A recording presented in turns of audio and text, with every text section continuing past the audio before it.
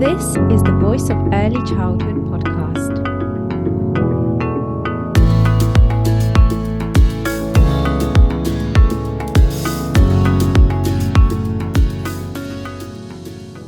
This episode is sponsored by Funding Loop. Funding Loop automates the process for nurseries of collecting funding forms from parents and typing that information into council portals. To find out more about Funding Loop, visit their website. You'll find the link in this episode description. Hey everyone, a quick message from me, the founder of the Voice of Early Childhood. I wanted to thank you all for listening and tuning into the podcast. We're always ensuring we provide valuable content for our listeners and viewers as we share diverse voices from across the early childhood community. And we're always encouraging you all to share your voice too. So if you have a specific topic in mind or a guest you'd like to hear from, let us know. Just fill in the contact us form via the link in this episode description. And if you haven't already done so, please do subscribe to the podcast on whatever platform you are listening on. This helps us to keep sharing voices and thought-provoking content. Thank you all for being part of the Voice of Early Childhood community. Hello, everyone, and welcome to the Voice of Early Childhood podcast. My name is Angelica Solinska. I am your host and the founder of the Voice of Early Childhood. And today we're exploring a topic that many of us as educators, parents, and carers might recognize from our own childhoods, which seems to have become a little more controversial in recent years. So it's risky play that we're talking about. And to help us unpack this topic, I'm joined by Darren Barkhouse, who's an early years educator and advocate who brings a personal and professional lens to the conversation. So Darren, it's great to have you here. Thank you for joining. And would you like to give us a little bit more of an introduction to yourself? Sure. Thank you, Angelica. I'm happy to be here. What I'm bringing kind of to this conversation is I've got an extensive background when it comes to early years education advocacy. I'm currently a professor in early childhood education, teaching a number of courses revolving around child development. I currently teach the field placement practicum, so theory-based portion of the ECE diploma program, where students are in the classrooms, but then they're also in the classroom with me, helping to link some of the theory to practice. I also teach philosophy in practice, so helping new educators kind of develop their own educational philosophies and kind of how they are as a teacher, who they're about to become. I've been in the early years environment for coming up on 20 years. I don't want to age myself too much, but I've worked in the nonprofit sector, with day camps, with childcare centers. I've worked in the government, the policy side of things, in municipal government as an administrator. And most recently, I've been wearing my educator hat, which is what I'm really passionate about. I like to be on the ground with, whether it's the students themselves or eventual teachers becoming educators in the field. So I've been active in the early years field as a teacher, a coach, a mentor, an advocate. This is my world. I love working with children. I love working for children, and I love exploring a variety of different topics in early learning, especially what we're going to talk about today in risky play and what it all means.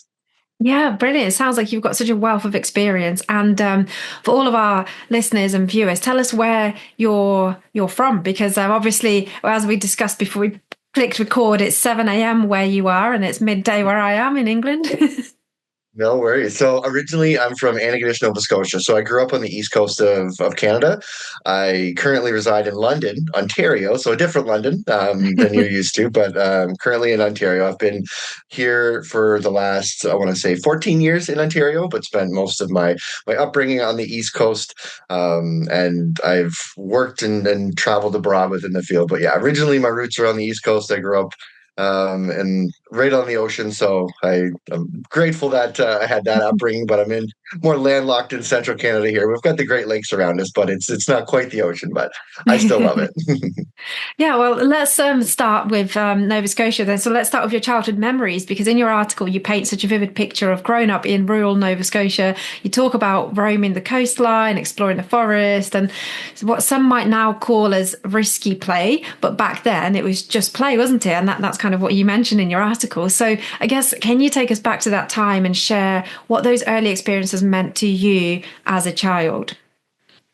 Absolutely. So I mean, they really helped shape not only me as the person I am today, but definitely me as the educator and Mm, how I approach learning in general. I feel engagement with the child is so critically important in their development. They need to have interest in things, and where I grew up, it's not to say I had a rough upbringing by any means. I'm grateful for having a two-parent household and all the different affordances that I had. But my bedroom wasn't full of toys. It wasn't full of all these things. I had a few toys here and there. mm, Don't get me wrong, but I was outdoors. I grew up in a small town, and I was kind of just outside the town, so more on the countryside. And we had a backyard. It was a decent sized backyard. I had neighbors that were close by and whatnot, but I was surrounded by forest. And then a 10-minute drive, and I was out at the ocean, right? So we had a big roaming range. And myself, I would hop on my bike, I would go to my neighbor's house, we'd pick up one neighbor, we'd go, and what are we doing today? I don't know. We're gonna go for a hike. We'd put on a backpack, we'd put a Swiss Army knife and some rope and a couple granola bars into a bag, and off we went for the day. And that was just kind of the way it is. I feel our generation of parents has shifted a little bit. There's a little bit more of a watchful eye on our kids these days than back then. It's not to say my parents were complacent and mm, didn't necessarily care where their children were, but there was a bit more trust in the environment, and there mm, was a lot more kind of, okay, well, they're still within the general area. I know he's in the woods somewhere. He's probably climbing a tree, whatnot. So they had a lot more kind of trust and capabilities built up into us, whether they said that or not. So it was more of a not a full on free range. I still had rules, I still had structure, I still had places to mm, be and things like that. But when it came, especially to the summertime, my parents both worked full time, and we would do the mm. odd day camps here or there. But mostly it was the neighborhood. I had three older sisters, still have three older sisters, and they were kind of the caregivers when mom and dad were at work. And Mm. that in itself provided even more free range activities because my sisters didn't want to play with their little brother. They wanted to go do their thing and make sure that I was fine. So it was we we spent a lot of time outside. We spent a lot of time kind of creating your own worlds, creating your own scenarios, and Mm. and problem solving and figuring out solutions. And one of the neat things is my parents, they were hands on with us, of course they were, but they also provided us opportunities to learn and grow. So one thing that we would do if we went on a hike with my friends, we would, like I said, I mentioned before, would take a little Swiss Army knife, or sometimes would take a little saw with us, where Mm. I would never think of sending my 10-year-old out on a bike ride with a handsaw. But my father, he showed me the proper way to use it and showed me the way Mm. to respect it. And once you kind of have some of those foundational skills, he knew that I had the hand-eye coordination and the fine motor skills to be able to do it. His worry was just don't cut anybody. And it's like, okay, well, you only use this on trees or only use this on wood or whatever.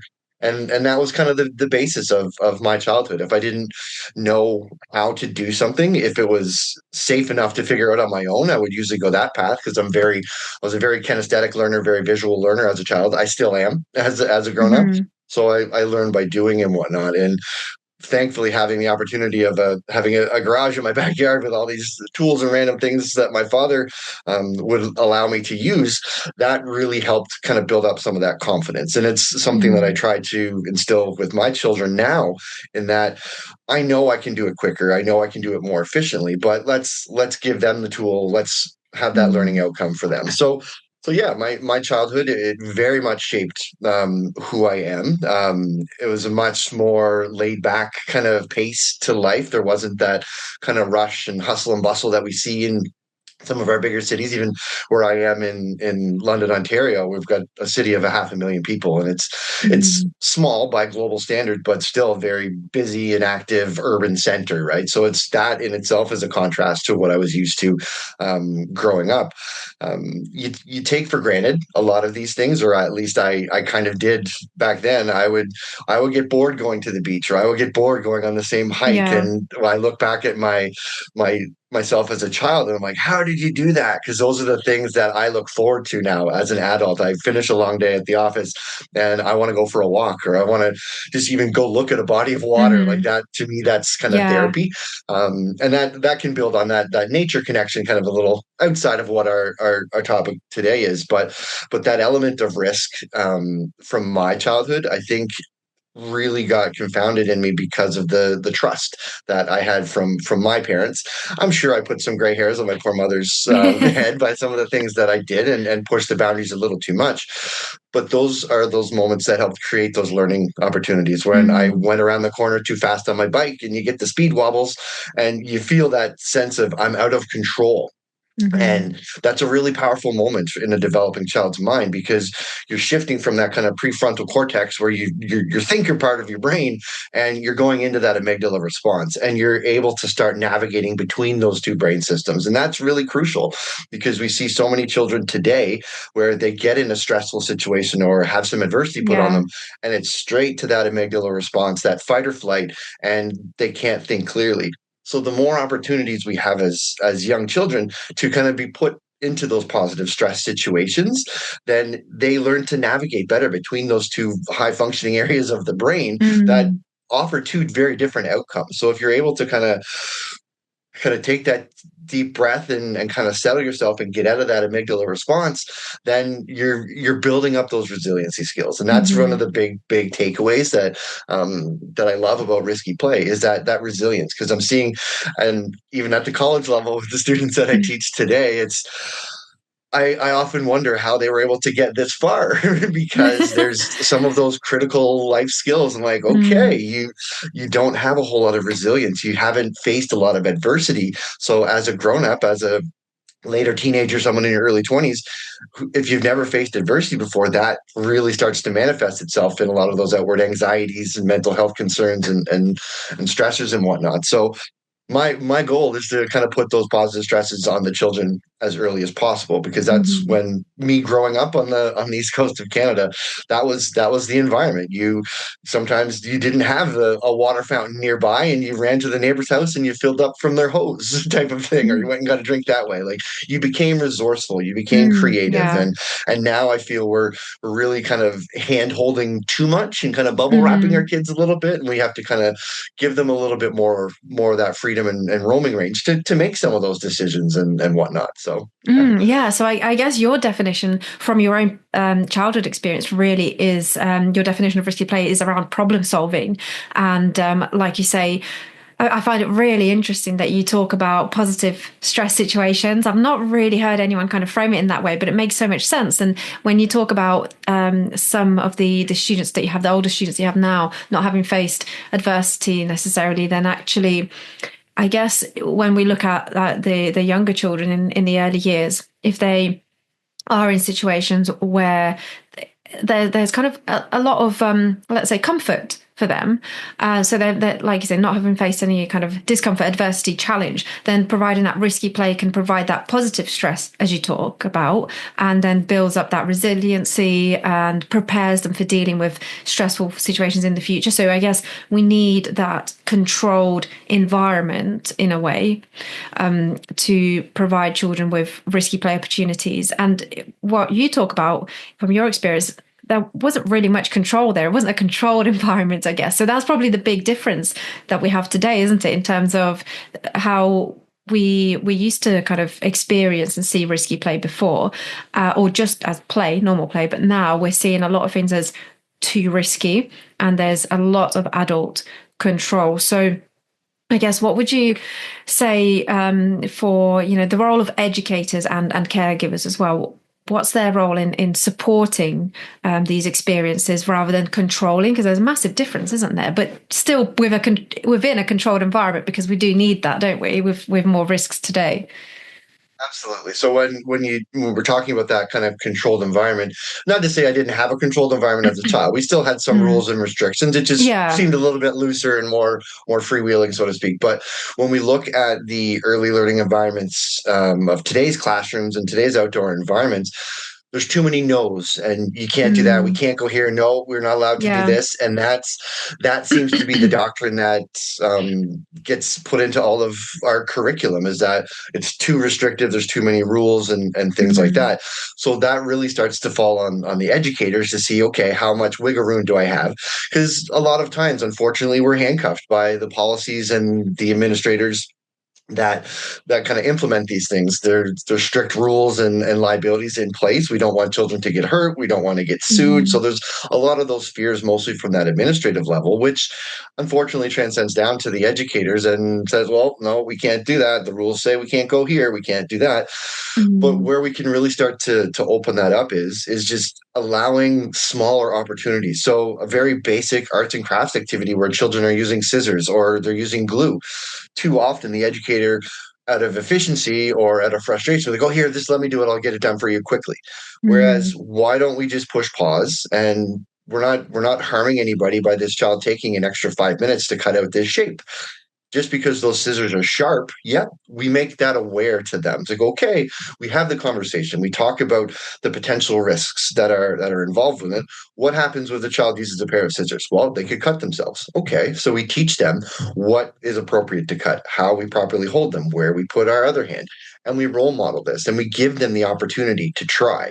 If we're constantly taking the scissors out of their hand, if we're constantly taking that glue that could make a mess, maybe it might not, but if we're doing those things for the Mm. children, we're taking those opportunities away.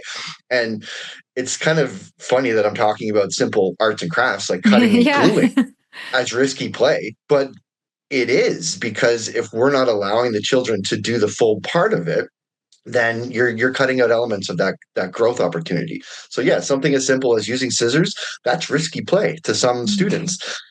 If you can see the capabilities in a child, you want to try to make that grow. Because obviously, when we look at an early learning environment, and I'll choose a kindergarten classroom of 4 and 5 year old students, boys and girls, Mm. and we here in Canada, we typically have like the kindergarten program that we use. It's a baseline curriculum that supports kind of the masses, so to speak, but it also identifies that yes, individual children have specific needs. So with regards to that kind of risky play element, this is where we can really start to scaffold some of those learning outcomes for these children that maybe have a little bit more cognitive abilities, or they've got better hand-eye coordination. So okay, I can Mm. trust them with different objects. The biggest piece to risky play is front loading them with information and sharing that, okay, this could happen. It probably won't if we do steps A, B, and C. And an example that I always would get from one of the childcare centers I used to support in a different role was they were they were very, very strict. Their educators were just, they were getting kind of beat down by administration because Mm. they just couldn't do anything. They couldn't explore. They had a Yeah. chain link fence that was about 5 feet high, and the Mm. children weren't allowed to climb on it. So I asked them, like, well, why? Why can't they climb on it? And they're like, well, what if they fall? I'm like, what if they fall? If you're in a position as an educator to let the child fall, then you've failed that child. If you've got a safe avenue to allow that exploration, sure, that children can climb. We can tell them, yes, you can climb the fence, but when you get this high, that's as high as we want to go today, right? You can set basic barriers and perimeters as far as that goes. So it's a lot of it is the asking the why and setting up the environment to be able to provide these opportunities. We know there's children that, I'm sorry, I can't trust that child with scissors, but that's the call that Mm. you need to make as an educator. There's certain behaviors, there's certain cognitive abilities where, yes, you're going to keep that educator hat on and make that professional judgment decision in that moment, whether that child can or can't. One thing we do tend to do as educators is hold back all of the children based on the Mm. abilities That's of a good one. point. So Mm. that can be tough because you want to make sure that everyone gets an opportunity to grow and to thrive and to try those new things, but knowing that it's not for everyone. When we look at children and climbing trees, I always say Yeah. never place a child in a tree. And I say this because if you physically put a child up in a Mm. tree, then you took away that opportunity for them to learn how to get there. Now they're in the Mm. tree, they don't know how to get down. So we look at the children, we look at the little spider monkeys that we have in our classrooms that can climb the tree and have those physical capabilities. But we also look at the other children who aren't quite there yet, but they're on the ground, they're looking up, they're observing, they're, oh, okay, he put his hand on that branch, he grabbed on that branch, and they use their observation skills. So children are way more competent and capable than we give them credit for, and that's a Mm. big hurdle for educators as well to overcome. Mm. Yeah, definitely. And I guess, like, when you talked about the educator making that judgment, that informed decision, it's really all about knowing your children, isn't it? And understanding them, really getting to know each unique child. That's a lot of the, we often talk about that in here in England, and that's part of our EYFS, Early Years Foundation Stage Statutory Framework, one of the key principles is the unique child. So if you do understand each unique child, all of your children's needs, capabilities, interests, you understand how you can push them a little bit more or provide those opportunities for risky play. The tree example, I was listening to another podcast, early childhood podcast. This must have been like 2 years ago, but I really remember it. The I think it might have been one from Canada as well, actually. But they were talking about climbing trees and the fact that we often say to children, be careful, but what does that even mean? And so they were talking about guiding them through that language and supporting them with risk assessing themselves. So talking about, how does that branch feel? Does it feel stable? And bringing in all of that language to help the child begin to navigate risky play and making their own choices and decisions and kind of exploring risk together. And I guess that in a way is that controlled environment where the adult is guiding the child but taking that step back as well, and like you say, slowing down. And this kind of reminds me of what we were talking about earlier, and a lot of the examples you gave are kind of in nature around like your own upbringing, but it made me think in kind of more urban environments, it's a lot more, I guess, life is a lot more faster paced, and not as safe for many reasons. A lot of reasons are because there are more humans and actually a lot more, danger, therefore, unfortunately, and then cars and things like that. So would you say there's less risky play for children growing up in towns and cities, or is it a different type of risky play, perhaps? I would almost kind of classify it as a different type of play. I mean, me growing Mm-hmm. up in a more rural upbringing, having a broader roaming range, hopping on my bike and going kilometers away from home and whatnot, it was a little different than some of my friends who grew up in town on more kind of Mm-hmm. city streets and closer homes with sidewalks. My road didn't have sidewalks. My neighbor was about 50 meters away at his house instead of 5 feet away closer to town, Mm-hmm. right? So there's a little bit of a different dynamic depending on where you came or where you grew up, and there's a different level of risk. And I know you mentioned like cities having a lot more people. That can potentially cause more risk, but it also Mm-hmm. can be dependent on what city that is. When I look at some Western cities, North American cities, yeah, I would feel a little bit more kind of uneasy, a little bit more stressed out in certain areas of those cities as I would for some other global cities, because there's different perspectives across different cultures, and we can get into that cultural lens in a Yeah. bit here. Um, but when it comes to that educator supporting it, and you're mentioning the individual needs of those children, that's where we can really shine and bring out those points with those kids and giving them that level of independence and support. So that environment that we help create, regardless of kind of where you came from, that is a huge factor in allowing risky play to flourish and allowing children those opportunities. We're constantly asking those why questions. We're not saying no, you Mm-hmm. can't. In our minds, when they want to do something, sometimes it's, yeah, absolutely no. This is so dangerous. You should never do this. Mm-hmm. But when we share that message with the children, that kind of piques more inquiry with them. That makes them okay. That gives an element of like, now I really want to do it if they're telling me no. So we try to lead them with different questions. It's like, well, what would happen if you put your hand here? What would happen there? So you mentioned the climbing trees part, and I climbed a lot of trees when I was a kid, and I fell out of a Mm-hmm. lot of trees because as you climb up, the branches get smaller and weaker, and you figure those things out. And too often we're saying, "Be careful, don't do that, be safe, and whatnot." Mm-hmm. My mother, she knew what type of child I was. She knew I was adventurous and would be up 40 feet up in the air climbing trees without being attached to anything. She wouldn't say like be safe and don't do anything bad. She would just Mm-hmm. say make good decisions. Just be smart out Mm. there. Like just Yeah.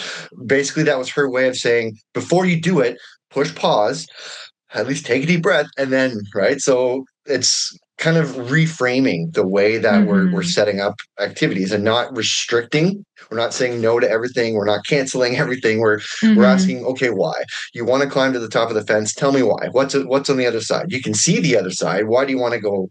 Why do you want to climb the fence? Well, because I want to be higher. Okay, how can we do that safely? Right? Maybe we put a stump next to there so it's not as high of a first step and things like that. So we start to scaffold and build, and knowing those individual abilities of our children, comes through building those relationships. And we know there's the kids that will never climb the tree, and we know there's kids that you're going to struggle to get out of the tree. So how do we Mm, kind of find that balance of support? So yeah, that environment is a huge component of it, where your upbringing and kind of your cultural and family values that come into it, they also have significant impacts on your overall mhm, development.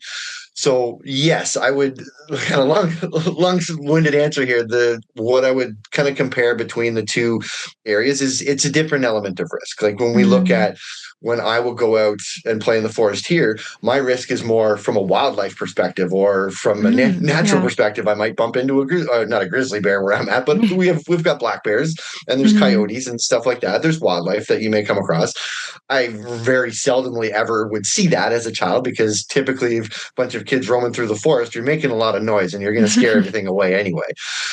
Translate that into a more urban environment. Well, now I'm not worried about getting run over by a deer. I'm worried about crossing a busy street where there's a lot of drivers that aren't necessarily super aware of their surroundings, right? So Mm, it creates different levels of risk. So there's different awareness elements that you would need to front load those children with.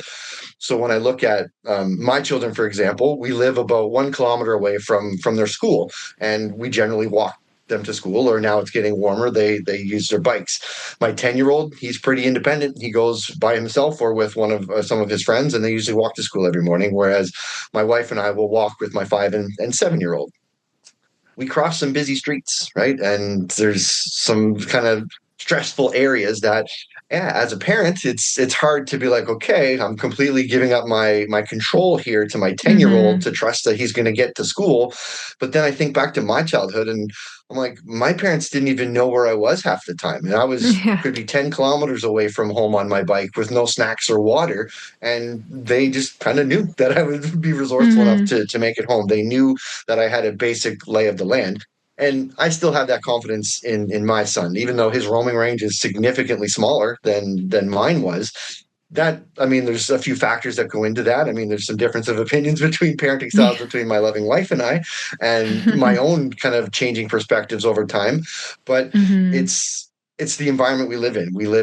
I live in a subdivision and with houses and streets all around us in a much more densely populated area than I grew up in. So the Mhm. affordances that I had versus what my children have are a bit different. So that absolutely plays a role in kind Mm. of your confidence and abilities with things, risky play and whatnot. Yeah, and I was going to mention as well, actually, when you were talking about asking children questions that, oh, how did you phrase it? I really loved, oh yeah, when you said about your mother saying, make wise decisions, and really love that. And actually, yeah, asking children questions, why do you want to climb that fence?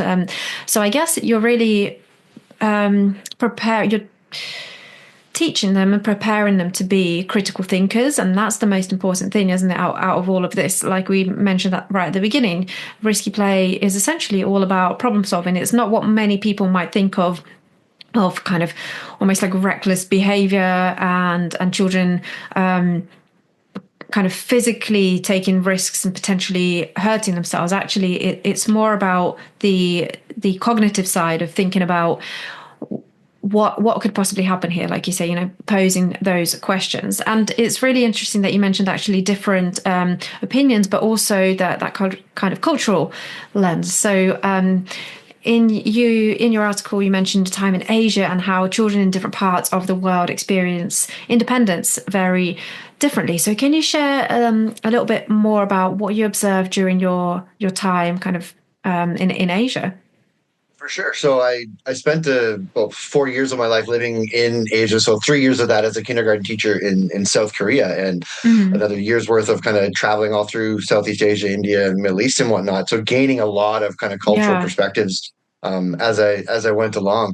And one thing that I noticed very early on in South Korea, especially, was the independence of very young children. I lived in a city of 4 million people. So me going from small rural Nova Scotia right Yeah. after I finished my undergrad over to South Korea to a small South Korean city by means of 4 million people but that was a huge culture shock in itself. But me just learning and being a people watcher, I was just a giant sponge, and seeing like 5-year-old children, like school children, leaving their school, walking down very busy streets, 8, 10 lane wide, huge city streets.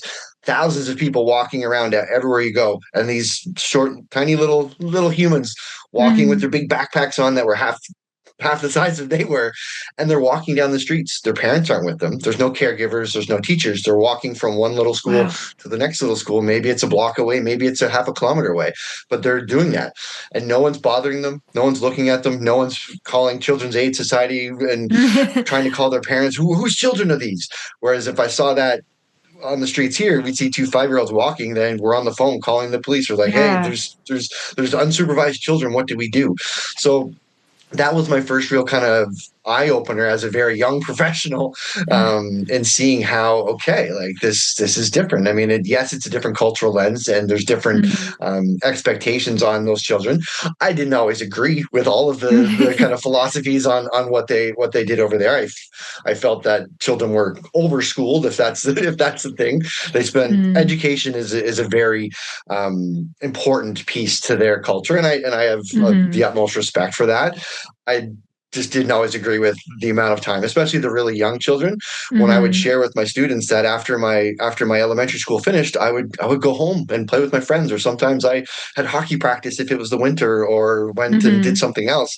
And they're like, "But you didn't have more school?"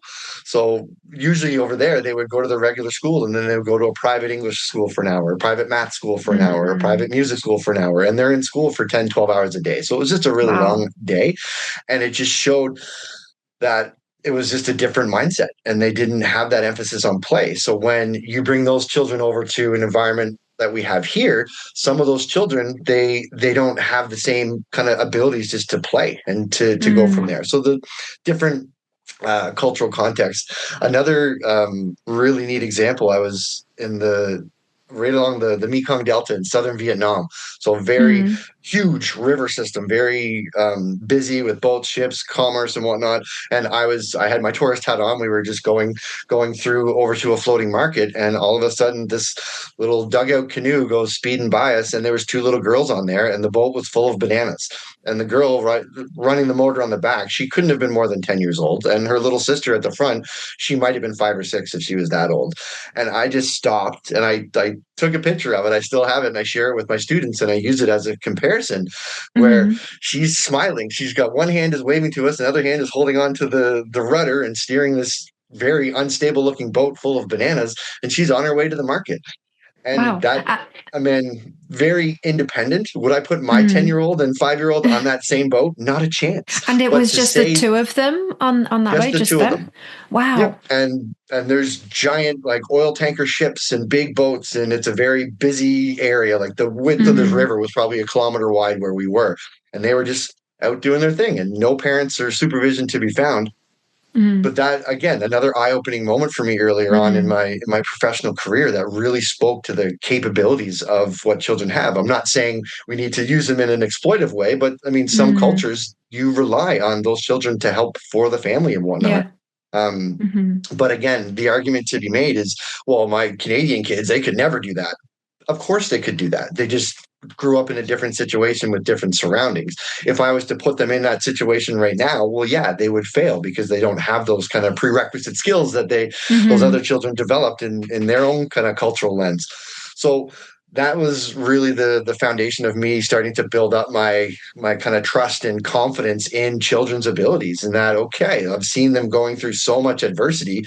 Why Mm. can't our North American kids do some of these things? Why are there so many more kind of problems and mental health concerns that are coming up? And I always kind of come back to that argument that parents and educators were doing too many things for the children. We're not putting them, as I mentioned, those positive stress situations where they can kind of come up to adversity and meet it, and either fail, and it's okay to fail, it's okay to fall, or they break through that adversity and they get to the other side, and then they can take that deep breath and be like, okay, I did it now. All right, I've got a confidence boost. I've got some resilience built up, so that the Mm. next time this happens, this isn't that fight or flight moment anymore. So we've got some of those those skills built up. So it's Hmm. the cultural lens is very, very important because play in general looks so different all across the world. Yeah. We look at some of these kind of North American examples, and I sadly look in my kids' room and just the toys and some of the things that they have, and I don't like to buy a lot of things, but people know that Hmm. I've got three boys, so they tend to give us a lot of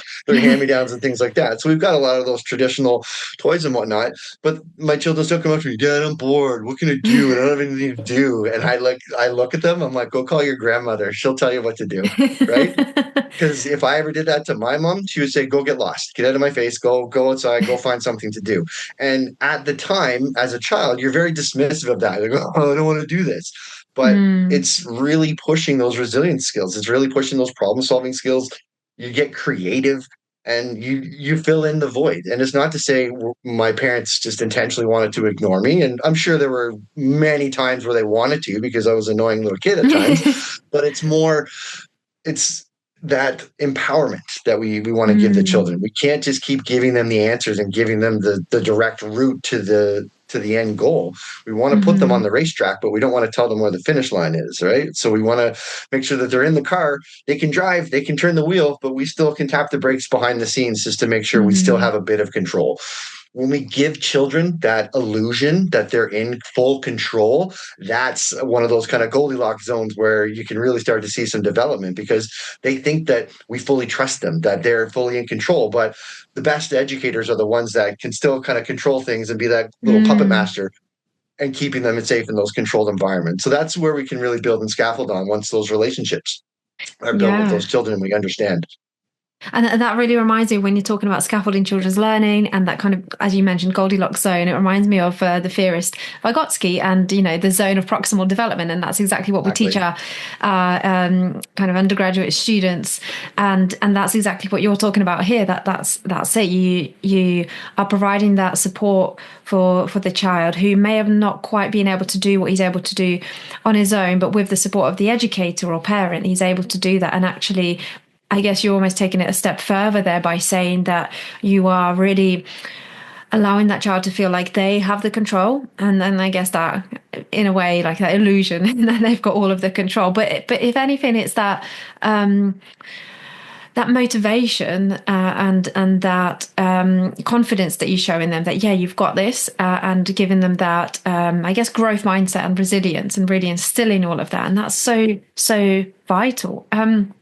I just kind of want to touch on, I guess, technology because that obviously plays a big role in today's society and whether we allow children to take risks. And there's, play and risk involved in technology, but also the fact that if children are often seen kind of doing sedentary things using technology in that way, then perhaps there's less physical risk as well. So I guess we couldn't really have this conversation without bringing that in and media as well. That's a big thing, isn't it? So, how do you think media and technology has influenced parents and educators as well? I guess attitudes towards risky play nowadays, because there's just so much out there. You talk about even like signage, and then don't do this, don't go here, this is not safe. So, I mean, social media in general, or just the news, has Mm, exploded over the last 30, 40 years. In my full generation, anyway, we have access to information instantly now. I remember mm, as a child, we would get the newspaper, right? Or you watch, my parents would watch the evening news, and that's where you got kind of your global information. But even mm, then, it was just little bits and pieces. Whereas now I can go online, you can literally Google anything. You can find world news from any country. You can find out mm, all of this stuff right at your fingertips. So that access to information has really changed kind of a lot of the ways that we analyze situations. We start to look at risky things as more risky than they need to be, so to speak. And when there's so many examples that I'll use from my childhood where it's I would never want my children to do some of those things. And I look at one of the examples I share in the article about sharks. I grew up mm, swimming in yeah. summers in the ocean, and there's commercial shark fisheries in the waters that I used to swim in. But we never Wow. thought about sharks. We knew they were there. We knew that they weren't interested in humans because there was no documented attacks ever, and we were educated that yeah, you just mind your business, and they're not interested in you. They're going for the seals that are further offshore, but they're there.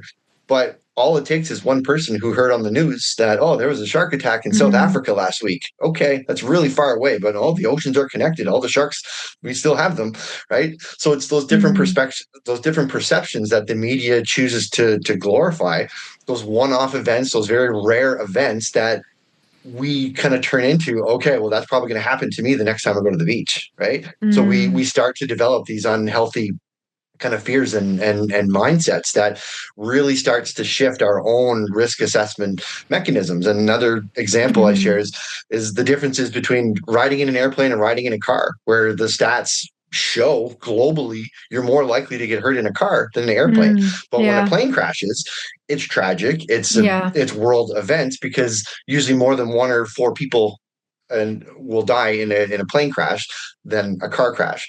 But it doesn't account for the 2,000 car crashes that happened yesterday, Mm-hmm. right? Those are the different kind of the differences that really skew our risk assessment mechanism that we have, and Mm-hmm. it's changed for me even pre children. I was more so, I'm still very much a risky play advocate and whatnot, but even my perceptions changed as I brought my own little humans Mm-hmm. into the world, or my wife did. She would get mad at me if I said I brought them in.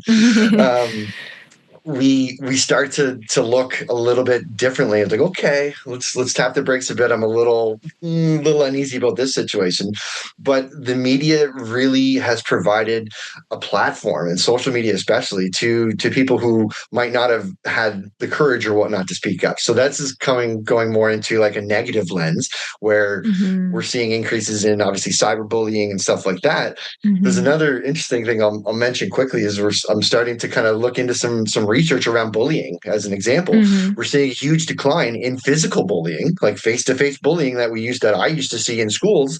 Like if we had a bully in school, they would come and say words to your face, or they would push you or something like that. Mm. We're seeing a massive decline in that, which is great, but we're seeing an exponential rise in cyberbullying because Yeah. technology has created a bunch of keyboard warriors who have no problem saying something through a screen, but wouldn't actually have the confidence to say it Mm-hmm. to your face, right? So that's resiliency skills that weren't necessarily built up early on. So you're Mm. giving technology has provided kind of a false sense of confidence and whatnot, and has created some negativities. Technology isn't all bad. Technology is incredibly supportive when you use it in the right ways, because access to information. Yeah, when I'm out on a nature hike and a child is asking, like, "Oh, what kind of tree is this?" I like to Mm-hmm. think I have a good knowledge of most most things in the forest based on my own experiences. But if there's a time I don't know something, I'm going to grab my phone real quick. Let's do a quick Google, or I've got Mm. an app for that type of thing. And we use technology constructively. But when we see the negative effects, we've got our iPad kids or tablet kids. Like I see it Mm. all the time. My middle child, he's 7. He he plays ice hockey, and there's always younger siblings that come along from the rest of the kids on his team. And the vast majority of those children, they come to the rink with their iPads, with their tablets in their hand, and they sit there and they just play mindless games. Not all the games are Mm. mindless, but when you're in an environment like that, when I was a kid, obviously those tools didn't exist, but we were exploring around, and it was neat to see kind of the transition from September when the season started to April. We literally just finished last weekend.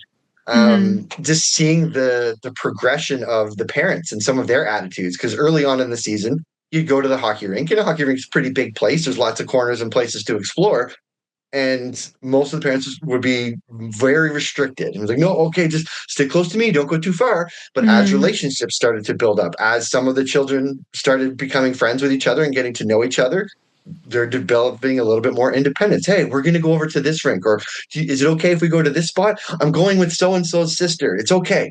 Right. So we're starting to build Mm-hmm. up these confidence, and just seeing the mindset of the parent shift kind of throughout the season. Like, okay, yeah, I'll be inside. You're going outside to the playground. That's fine. Oh, yeah, you're with so and so's sister, your brother. You're good. Right. So eventually we kind of let our guard down, so to speak, because we've built up some relationships. We've built up Mm-hmm. some trust. We know the environment we're around, so that lets us kind of take that deep breath and go from there. But at the start, yeah, there's that trial and error period where we need to kind of figure a few things out. Mm-hmm. Um, but yeah, it was really neat to kind of see that progression Yeah. and how you can kind of let your guard down and be like, Hmm. okay, yeah, you know what, they can go outside. There isn't some creeper waiting for them to kidnap our child. It's not going to Mm. happen. It does happen, and that's the thing. One child that does get kidnapped, again, tragic events. I'm not saying that they're it's good by any means, Mm. but they're incredibly rare. And when we let those kind of one-off events that we hear on the news dictate our daily practice, then that's when we're putting up more and more barriers. And that's where I want to try Yeah. to break things down and share that information with, like, yes, accidents do happen, but the rarity of them. I'm a very percentage based person. I'm not a gambler by any means. I don't gamble or whatnot, but I do play the odds in a lot of things in my life, in what I do and how I make some decisions where, like, yes, am I going to go and swim in the ocean? Yes, I know there's sharks there, but is it going to happen to me today? There's a very slim chance that it's going to. So I don't let that kind of dictate what I'm doing. Right. So Mm. and that's a hard thing Yeah. for a lot of people to do. Definitely, I can certainly relate to that side of the population who are a lot more kind of weary and and cautious. Although I am all for risky play, and it's I kind of had a sort of similar upbringing to yours. Not so much in the wild, but always playing outside and even near like railway tracks. And my parents saying to me like in the summer, we'll see you like before it gets dark, just make sure you're home before dark, and that was like the thing. But now I guess we live in a world full of fear and with technology, and I'm kind of very much on that side of like, if if there is a risk of it happening, then we need to be careful. We need to be wary. And I guess naturally, I've probably built that up from that anxiety of the news and social media. And it just, when you were talking, it reminded me of what my partner always says, about statistics as well. He's exactly like you. So I've always got to kind of think in that way of like, I'm always being challenged and thinking, oh, actually, yeah, the statistics are low, but it can still happen. And then I'm still fearful. So I guess it's being really critically reflective as educators, as parents, and making sure that we're not, like as you say, limiting our children and what we can do as well, just because of that fear factor. And I guess to kind of start wrapping up this conversation, let's think about how can we really encourage both educators and parents to allow themselves to really be a bit more open to the opportunities of risky play and support children with that, and encourage children to engage with that. You kind of just mentioned a key component of it in reflective practice. I think that's one of the Mm, most powerful tools in any educator's toolbox, is being able to reflect on what happened hmm. effectively, especially when it comes to risky play, because you're doing something that has a heightened level of awareness, and you need to be kind of more Hmm. on your game when you're doing these sorts of things. So those reflections and observations that you take into account, they're going to help shape the next time you do it. They're going to help give you some more ideas and whatnot on how you could potentially restructure it. So you're going to use those times as almost little case studies, so to speak, and making sure that you're doing sound reflective practice so that you're taking out those key components that, okay, Hmm. it went this way this time. Little Johnny fell and he did scrape his elbow. Let's add a little bit of a safety element to it, and Hmm. to so that we can still allow the experience, but we're putting more controls in, so to speak. So that trial and error element of it through our reflective practice is a hugely important piece. One of the hardest pieces, and while I was doing my thesis and my master's, was the perspectives, or the changing perspectives of educators, and why some educators kind of felt handcuffed to not allow these opportunities. And the number Hmm. one thing that came back was administrators. There's policies that say we can't. We've got a long list of things that we can't do with the children, and if we speak up about it, then they don't do anything about it. And I was a little bit I don't want to be call myself a full smart ass on this one, but I was facilitating a risky play workshop with a group of educators, and there was a lot of administrators. And Hmm. it was almost, I had two groups kind of battling against each other within that room, because I painted some different scenarios of which is riskier or or not, type of thing. Hmm. And one image that I'm thinking of is I had a child who was hanging off a branch, not far off the ground, but hanging off a Mm-hmm. branch on a tree, and another child who was hanging off just like the monkey bars on a playground, literally doing the exact same thing, but the tree was considered more risky because it's not a controlled environment, whereas the Mm, playground was right. a controlled environment. I've met playground safety folks. There's a very narrow margin where they have to meet a safety credential, especially the fall protection and stuff like that. It's not going to meet the code. So, I mean, if the child fell 2 feet out of a tree or 2 feet off of monkey bars, that impact is going to be the same, right? Mm-hmm. So, it's that perspective. And unfortunately, it's the administrators and the policymakers that people are scared a child's going to get hurt. If we're able to be transparent and we're able to share this information with parents up front, you're going to get a lot further. You're always going to have some families and some parents that are like, nope, don't never do that. My children, you need Yeah. to keep them wrapped up and safe at all times. I get that. I'm a parent. I have had that safety fears with my own kids from time to time, but I also want to push them. And I'm not, I don't get mad if they come home from school with a band-aid on their arm type of thing. I Mm-hmm. had a I had an example of a mom whose child, they were very clumsy. They fell down all the time, and every time our first aid kit would open up, we had to do an incident report. We had to contact the caregivers to say, "Hey, so and so, this happened." By the second day of the week, it was the fourth call home to mom, and she's like, "Listen, my child falls down all the time. Unless you're on the way to the hospital with them, don't call me." Right. So there's so many different mentalities that we see Mm-hmm. with parents, and we have to kind of pick our battles. But the more that I front load it with information and share, I'll tell the children, if we're going on a nature hike, I'll send them a memo home, or I'll send an email home to the family saying, this is what we're going to be doing. We are going to get muddy. We are going to get wet. It might be cold. They might get thirsty if they don't want to take their water bottle. So we front load it with all of these things. And it's kind of a scare tactic. It's kind of to solicit some extra feedback from the parents to be like, hey, wait, what kind of controls do you have in place? What are your safety measures in something? And we usually have a few of the moms or dads that will reach out and have further questions. But generally speaking, most parents are receptive, and we're like, look, this is what we're doing. This is where we're going. This is all the controls we have in place. And for the most part, it's pretty good.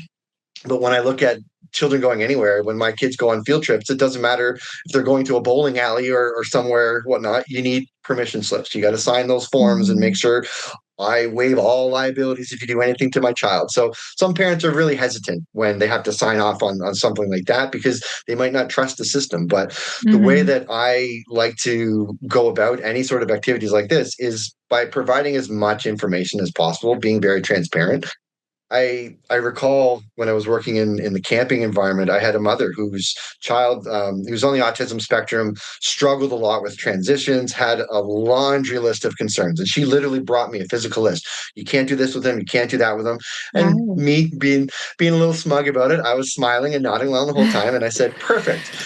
Whenever she finished her list, I said, I will do my best by the end of this summer to make sure we've checked off every one of those on the list. And she looked at me like I had three heads. She's like, no, I'm saying you don't do these. I'm like, I get it, mom. You live with this situation. You understand the frustrations and whatnot. But I'm going to tell you, I'm going to try and get you through and overcome some of these barriers, type of thing. So, Mm. and fortunately, by the end of the summer, we were able to tick off most of those boxes because she was in a place where she ran up to the barrier and it was too tall for her to climb over, and you gave up. And unfortunately, that happens to a lot of educators when you kind of hit a wall on something. And a lot of times that's an administrative wall. And that's what happens more often than not with risky plays. Like, no, it's too dangerous. Kid could get hurt. We're not even going to talk about it.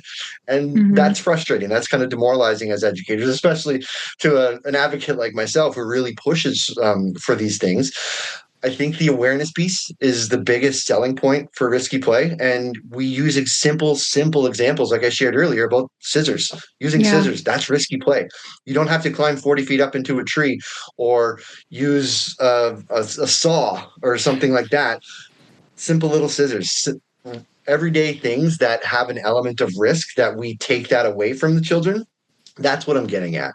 We do Hmm. so many things as educators to be more efficient, to get to the end result quicker, to get to the end of the day quicker.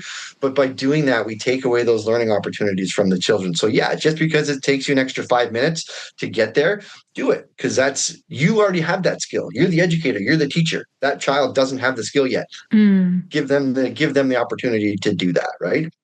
I know there's going to Yeah. be a time and a place to be efficient. And yes, you're transitioning Hmm. outside and little Johnny is just taking too long to put his boots on. You know he can do it, but okay, let's get him out the door. Yes, we can do that from time to time. But if you're constantly putting little Johnny's boots on and doing things for him, he's not Hmm. building up those skills and resilience for the long term. Yes, yeah, definitely. It's so, I love that when you talk and in your articles, well, you always give these scenarios and examples. It's so important to be able to kind of visualize that. So I think we'll kind of start wrapping it up there. So Darren, thank you so much for sharing your insights and for reminding us of the deep value that comes with trusting children and stepping back just a little, like you were just saying now, and allowing play to challenge and really stretch them. And actually, it was also really interesting to hear your own personal experience of both growing up and working in different parts of Canada, but also across Asia. It's really great to hear those kind of international perspectives. A lot of our listeners are UK based. We do have a lot of listeners in kind of the US and Canada and other parts of the world, but actually, it's just really interesting for people across, any place that they live in to hear different perspectives and different experiences and insights. So, yeah, thank you for that. And I'll just say to our listeners, maybe it's great to kind of take this time to reflect. What are your memories of risky play and how do you balance freedom and safety in your own practice or parenting? We'd love to hear from you. So please do share your thoughts by tagging us on social media or reaching out directly via the contact us form in this episode description. And finally, Darren's article is also in the episode description. It's really great, and he kind of expands on some of the things that he talked about here, and we've expanded on from the article as well. So that's always a great read. So, yeah, everyone listening, watching, thank you for tuning into the Voice of Early Childhood podcast, and let's keep these thought-provoking conversations going. Thank you very much, Darren, for joining and for reaching out in the first place. It's been great to have you on and have this discussion with you. Thank you very much for having me. It's been my pleasure and happy to continue the conversation. If anyone wants to, you can find me on social media. I'm on Instagram. Play Challenge Grow is my handle. So feel free to reach out and happy to chat more and happy to be here again, Angelica. Thank you for having me. Fantastic. Thank you.